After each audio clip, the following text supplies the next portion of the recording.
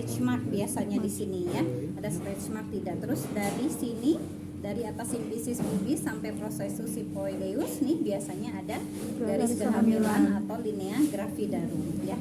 Nah sekarang kita kaji involusi uterinya ya. Terus, nah ini fundus uterinya nih ada satu jari di bawah pusar misalnya ya. Boleh pakai jari, boleh juga pakai meteran yang kemarin, medline. Nah kalau pakai meteran tadi dari atas simplicis pubis sampai fundus uteri. Fundus uteri itu rahim paling atas ya.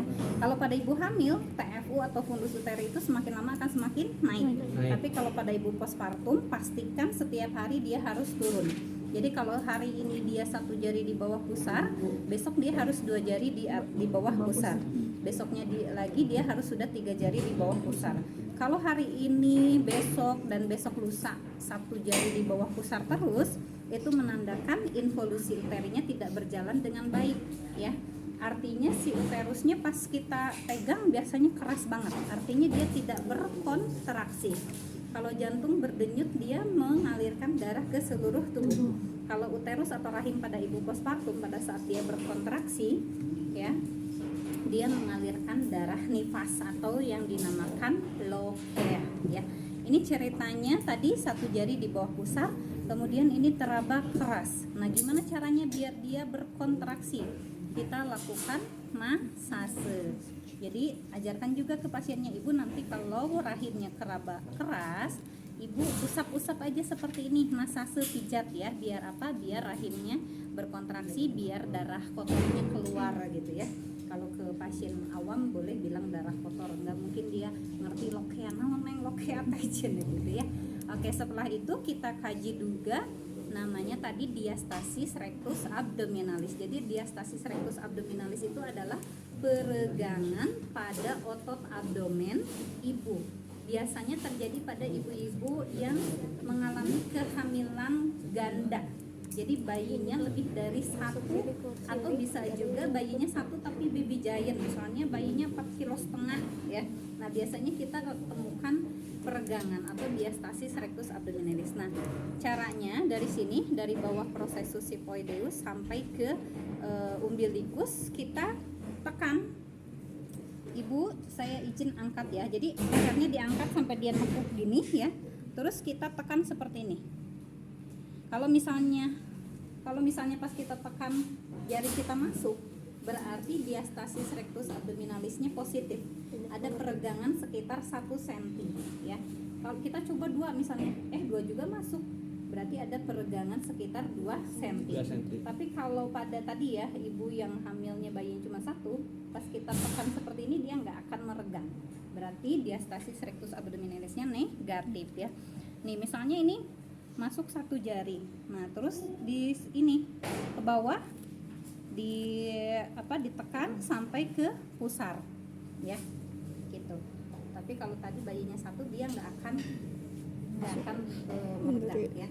Nah ini peregangan ini nanti akan menutup kembali sampai masa postpartum selesai sekitar 6 minggu ya. Ibu postpartum 6 minggu ya. Oke, setelah itu ibu saya izin tutup kembali ya bajunya. Nah sekarang kita lanjut ke bagian genital. Nah saya bilang ya, kalau pada ibu hamil pastikan tidak ada darah, tidak ada cairan ketuban. Kalau pada ibu postpartum pastikan ada darah yang keluar.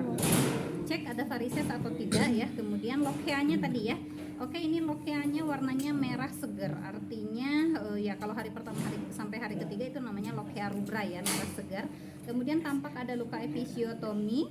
Lalu kita cek tanda rida. Tanda rida itu tanda infeksi ya. Redness, ada kemerahan tidak? Oke, tidak ada. Edema, tidak ada pembekakan. Ekimosis ya, ada kebiruan seperti lebam, tidak ada juga. Kemudian discharge itu ada pengeluaran cairan tidak dari luka episiotominya ya. Kalau ada dicek pengeluaran cairannya apakah berwarna bening, merah atau putih seperti nanah ya. Oke, ini tidak ada pengeluaran cairan. Kemudian approximate itu perlekatan jahitannya, karena pernah ada kejadian ibu postpartum dia ada luka episiotomi, dijahit ya, baru 2 jam postpartum dia mau ke kamar mandi kepleset, approximate-nya meregang, jadi dia harus dijahit ulang ya. Oke, ini approximate-nya bagus, rapot gitu ya. Oke, setelah itu, nah boleh kita misalnya kalau kotor kita bisa lanjutkan dengan vulva hygiene ya. Jadi vulva hygiene itu kita vulva dan perineal hygiene kita ambil misalnya perlak ya. Kemudian ini kita basahi dengan menggunakan NaCl atau aqua bibus atau air hangat ya. Terus kita ambil 5, 1, 2, 3, 4, 5. Kemudian kita peras ya. Lalu kita dekatkan bengkok di sini ya. Kemudian kita bersihkan. Nah, yang 5 kapas ini simpan di tangan kiri ya.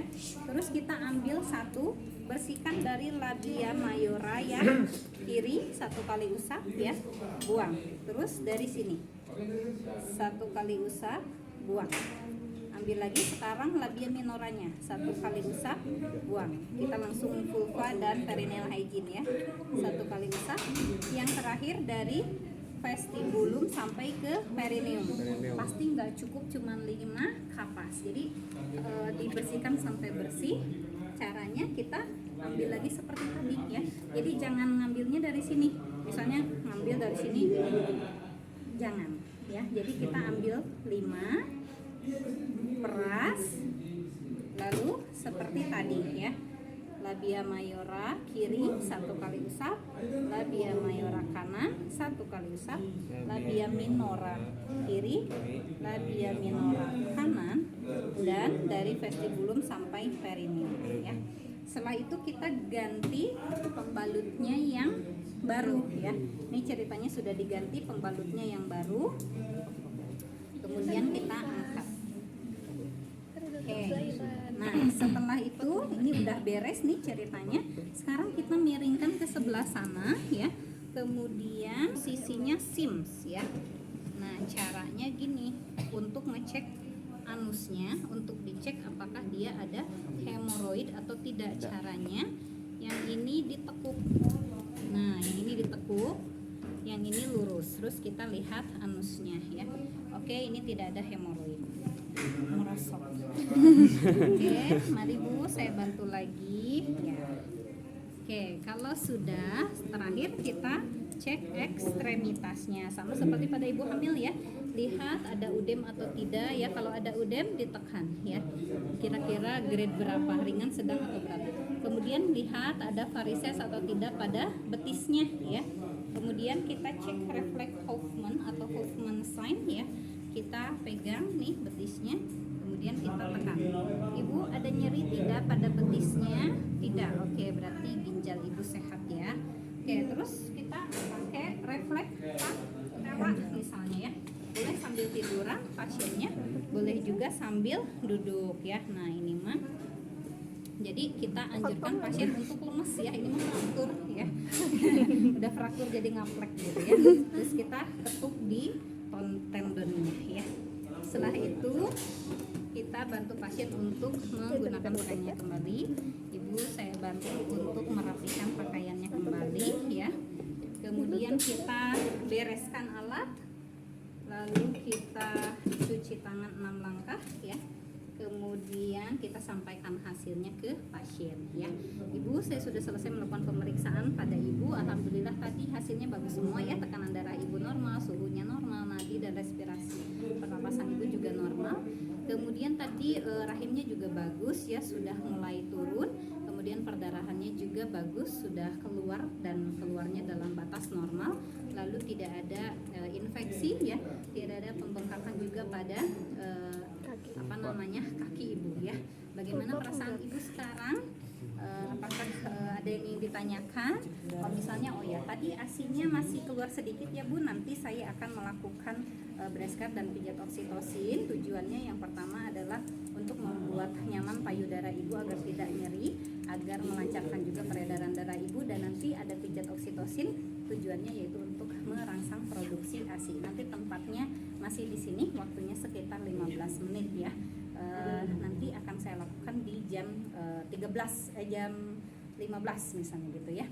Oke, setelah itu kita pamit dulu, saya izin pamit dulu ya Bu ya. Kalau ada yang ingin ditanyakan atau perlu bantuan silahkan pencet bel. Kita pamit bawa peralatan, kemudian di nurse station kita dokumentasikan identitas pasien, jenis pemeriksaan, hasil pemeriksaan, waktu dan tanggal pemeriksaan, terakhir nama dan para perawat. Itu ya. Jadi yang membedakan hanya di bagian dada, abdomen dan genital. Kalau pada ibu hamil belum keluar kolostrum nggak masalah.